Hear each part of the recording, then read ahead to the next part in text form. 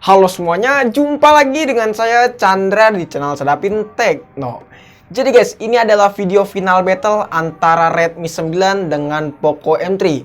Dan di video kali ini kita bakal coba ngebahas mending mana, Poco M3 atau Redmi 9. Ya, video ini adalah video mungkin yang bisa ngejawab pertanyaan teman-teman, mending mana sih Poco M3 atau Redmi 9? Karena kedua HP ini sama-sama memiliki rentang harga yang nggak jauh beda. Jadi mungkin video ini bakalan ngejawab pertanyaan teman-teman. Ya, video ini cocok banget untuk teman-teman kaum mendang-mending. Ya, jadi mending mana? Mending ini, mending itu. Ya, jadi daripada kelamaan langsung kita bahas aja.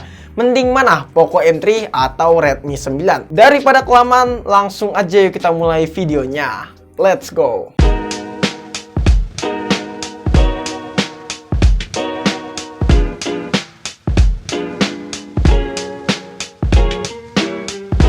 Pertama kita bahas dari masalah desainnya dulu. Untuk desain kedua HP ini memiliki desain yang cukup berbeda ya guys ya.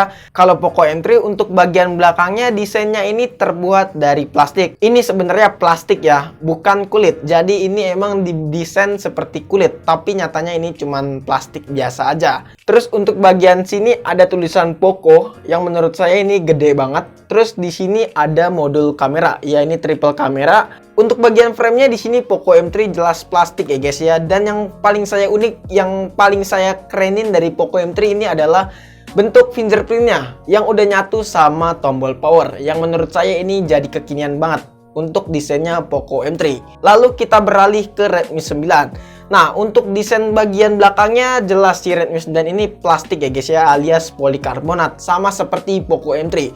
Ya, Poco M3 untuk bagian belakangnya juga sama-sama polikarbonat. Terus di sini untuk desain kameranya menurut saya cukup beda banget dari yang lain si Redmi 9 ini.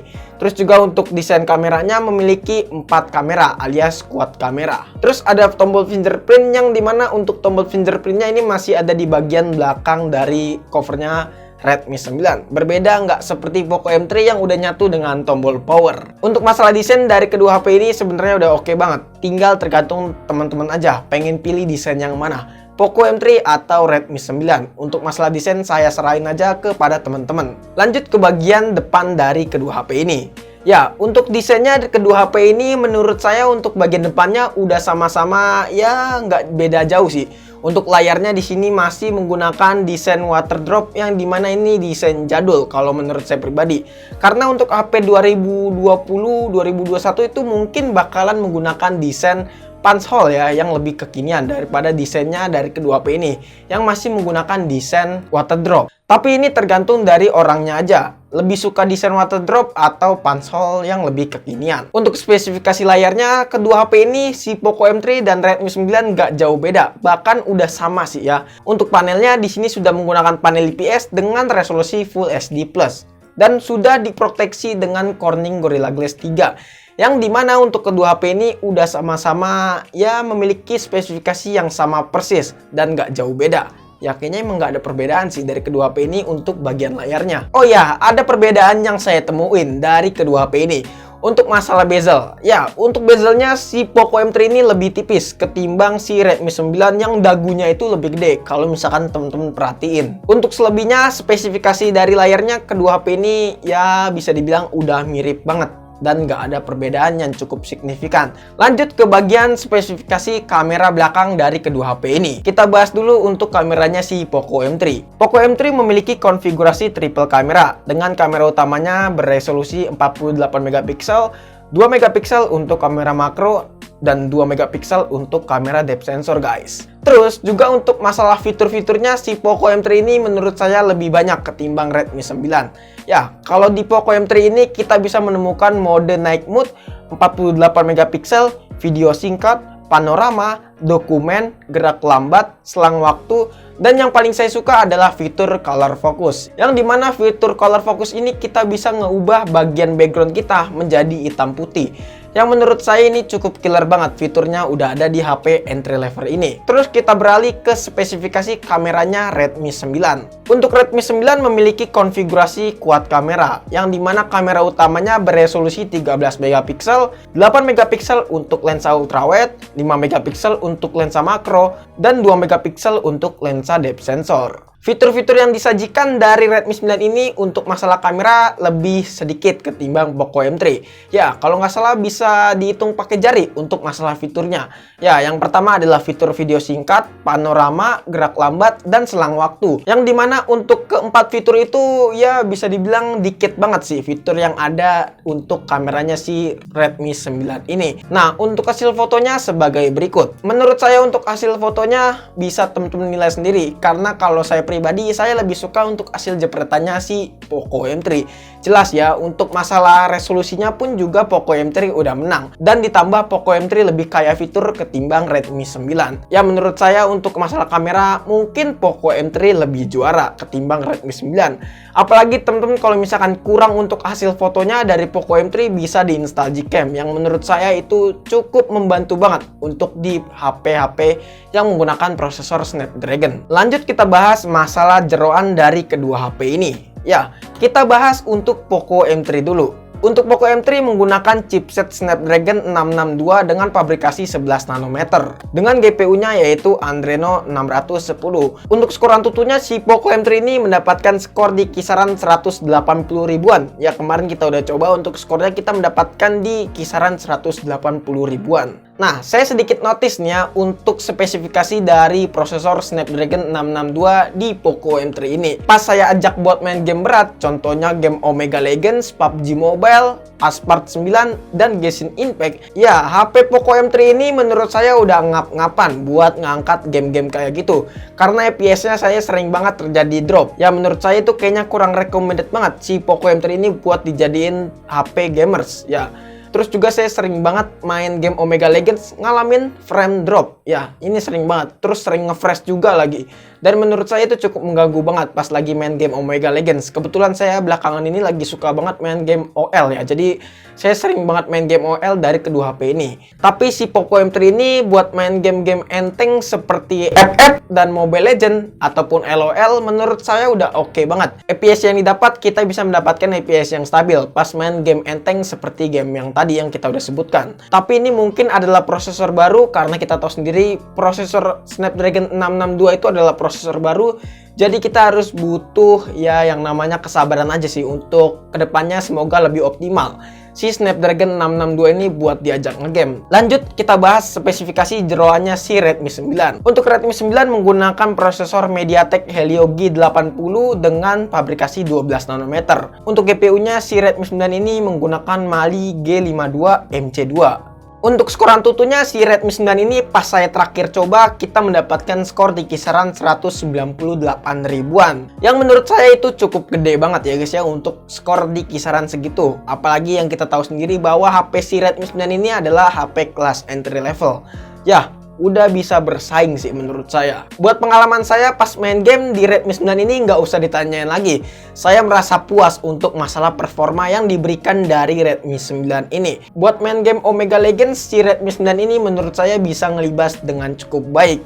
Saya jarang banget untuk ngalamin drop di HP Redmi 9. Dan buat main game PUBG Mobile, ya untuk settingannya kita tembus di settingan Smooth Ultra.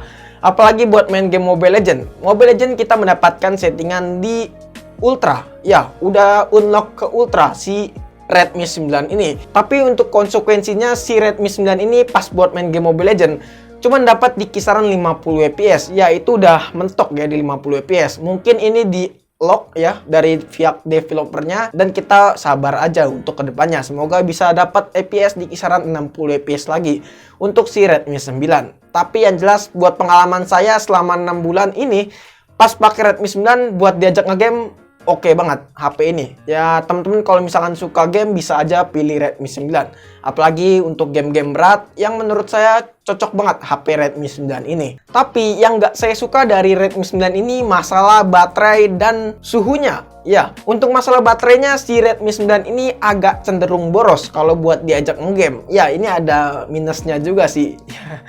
Terus untuk suhunya si Redmi 9 ini pas buat diajak ngegame bisa dibilang agak panas kalau menurut saya. Tapi ini tergantung dari usernya aja. Kalau misalkan usernya pinter-pinter ngakalin, ya untuk masalah baterai boros dan suhu berlebihan itu bisa diakalin. Ya mungkin kita udah bikin tips and triknya cara biar HP nggak boros. Ya mungkin bisa aja nonton di sini. Oke? dan teman-teman bisa langsung praktekin aja untuk step by stepnya. Lanjut ke masalah baterai dari kedua HP ini. Ya, untuk Poco M3 menggunakan kapasitas 6000 mAh dengan dukungan fast charging hingga 18 watt. Ya, untuk seharian penuh saya pakai Poco M3 ini menurut saya udah oke banget. Si Poco M3 ini bisa bertahan seharian. Apalagi si Poco M3 ini kalau misalkan teman-teman kehabisan baterai sudah didukung dengan fast charging hingga 18 watt. Nah, pas saya uji ngecas si Poco M3 ini dari 20% sampai 100% bisa mendapatkan waktu di kisaran 2 jam 36 menit. Ya, yang menurut saya ini cukup cepet banget. Ya, kita tahu sendiri bahwa baterainya ini 6000 mAh si Poco M3. Yang menurut saya untuk ngecas di waktu kisaran segitu bisa dibilang itu cukup cepet banget si Poco M3 ini. Lalu kita beralih ke baterainya si Redmi 9. Ya, untuk baterainya si Redmi 9 ini memiliki kapasitas 5000 mAh guys. Dengan dukungan fast charging 18 watt. Sebenarnya Redmi 9 ini bisa bertahan hingga seharian kalau misalkan teman-teman buat makainya ya sekedar nonton film dan sosial mediaan aja. Tapi kalau misalkan teman-teman gila game itu lain cerita ya. Pas saya coba buat main game nonstop seharian di Redmi 9 ini, si Redmi 9 ini mampu bertahan di kisaran 4 jam 27 menit. Yang menurut saya agak lumayan, ya mungkin teman-teman tahu sendiri ya. Untuk user Redmi 9, ya kalau menurut saya sebenarnya Redmi 9 ini bisa bertahan seharian.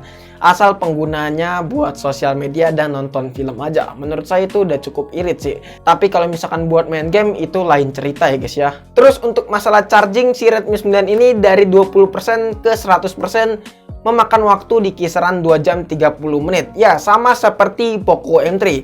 Lanjut ke masalah fitur dari kedua HP ini. Ya, sebenarnya untuk masalah fitur jelas ya, Poco M3 lebih menang untuk masalah fitur. Karena fitur yang dibawakan dari Poco M3 ini lebih banyak ketimbang Redmi 9. Terutama untuk fitur dual speaker yang menurut saya ini menjadi juara banget si Poco M3 ini. Terus untuk fiturnya dari si Redmi 9, apa ya fiturnya?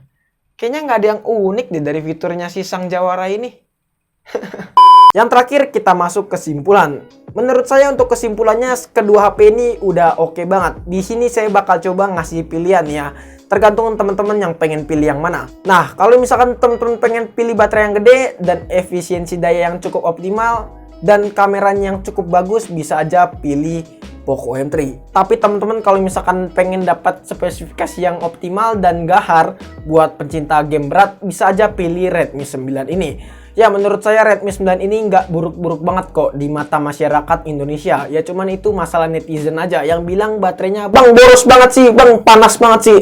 Itu cuma netizen aja. Jadi teman-teman jangan takut buat beli Redmi 9 ini. Kalau misalkan teman-teman bisa ngatur untuk manage baterainya dan manage suhunya, sebenarnya Redmi 9 ini udah oke banget. Ya. Terusan, untuk performanya Redmi 9 ngebut banget ketimbang Poco M3 yang bisa dibilang HP so killer ini guys. Tapi kedua HP ini menurut saya punya kelebihan dan kekurangannya masing-masing guys ya. Jadi tinggal teman-teman yang tentuin aja. Oke guys, itu dia video mengenai final battle dari kedua HP ini.